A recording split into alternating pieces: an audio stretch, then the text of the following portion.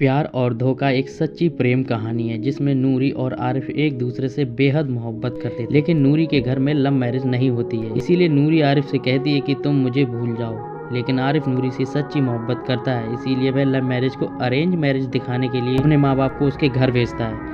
रिश्ते के लिए दोनों का रिश्ता फिक्स हो जाता है और शादी होने वाली रहती है। लेकिन ऐसा क्या होता है कि दोनों की शादी नहीं हो पाती है। दोस्तों, इस कहानी के 6 एपिसोड, एक एपिसोड एक दूसरे से जुड़ा हुआ है। दोस्तों, सभी एपिसोड में लेके आऊंगा। ये एपिसोड पहला है।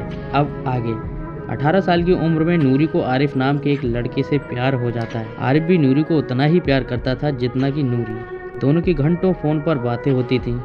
दोनों एक दूसरे से शादी करना चाहते थे। आरिफ तो किसी तरह अपने घर वालों को उन दोनों की शादी के लिए मना लेता, लेकिन नूरी के घर वाले उन दोनों की शादी को कभी स्वीकार नहीं करेंगे। ये बात नूरी को अच्छी तरह पता। नूरी गमहीन होकर आरिफ से कहती है, मेरे घर वाले कभी हमारे प्यार को नहीं समझेंगे। हम जितना एक दूसरे के करीब आएंगे उतना ही हमें तकलीफ होगी, इसीलिए तुम मुझे भूल जाओ, इसी में हमारी भलाई होगी। अब आगे आरिफ नूरी से कहता है, नहीं नूरी, ऐसा नहीं कहो, मैं तुम्हें भूल जाऊं, ये तो हो ही नहीं सकता। हमने जो वक्त साथ बिताया है और जो वादे किए हैं एक दूसरे से और जो कस्में खाई हैं, उन्हें हम कैसे भूल सकते हैं। तुम ही बताओ, तुम कैसे भूल सकती हो।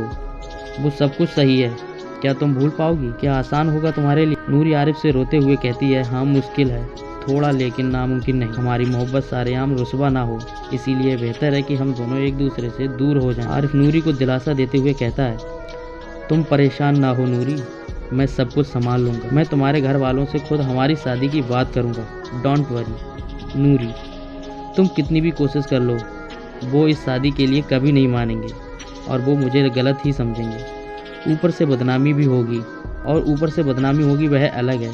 मैं ये सब नहीं सह पाऊँगी। आरिफ, क्यों ना हम कुछ ऐसा करें जिससे बात बन जाए और तुम्हारा भी नाम बदनाम ना हो। नूरी, क्या ऐसा मुमकिन है? आरिफ, बिल्कुल मुमकिन है। मैं अपने घर वालों को हमारी शादी के लिए मनाऊंगा और उन्हें तुम्हारे घर पूरी इज्जत के साथ रिश्ता लेकर भेजूंगा। फिर उन्हें यकीन हो जाएगा कि ये लव नहीं अरेंज मैरिज है और तुम्हारे घर वाले मान जाएंगे। नूरी, ठीक है, तुम एक कोशिश करके भी देख लो, काश खुदा हम पर मेहरबान हो जाए। आरिफ, जैसे जैसे आरिफ अपने घर वालों को शादी के लिए मनाता है, उसके घर वाले अपने बेटी की खुशी के लिए मान भी जाते हैं। लेकिन उनके दिल में अभी भी कड़वाहट रहती थी और वही कड़वाहट के लिए 3 दिन के बाद आरिफ की मम्मी रिश्ता लेकर नूरी के घर पहुंचती हैं। आरिफ की मम्मी ने नूरी की मम्मी से कहा, हमें आपकी नूरी पसंद है, हम आपके लिए अपने आरिफ का रिश्ता लेकर आए हैं, क्या आपको मंजूर है?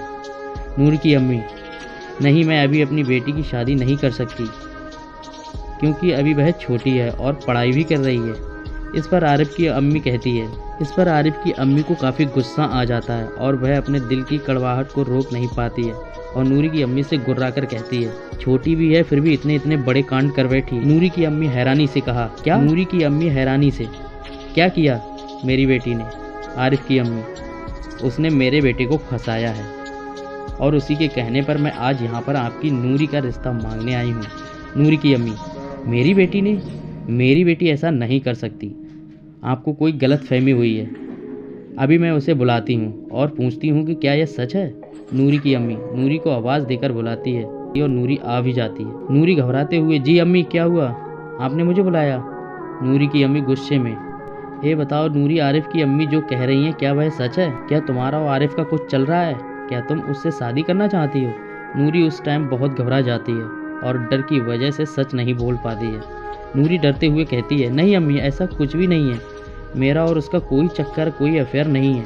नूरी की अम्मी आरिफ की अम्मी से कहती है, देखा मेरी बेटी बेकसूर है, उसकी तरफ से आरिफ के लिए कोई प्यार या लगाव नहीं है, अब आप जा सकती हो, मैं अपनी बेटी का रिश्ता आपके यहाँ हरगिज़ नहीं कर सकती। इतना कहकर नूरी की अम्मी आरिफ की मम्मी को वापस भेज देती है। लेकिन नूरी की दिल में आरिफ को खो देने के ख्याल से डर जाती है, मानो जैसे उसके पैरों के नीचे ज़मीन खिसक गई है।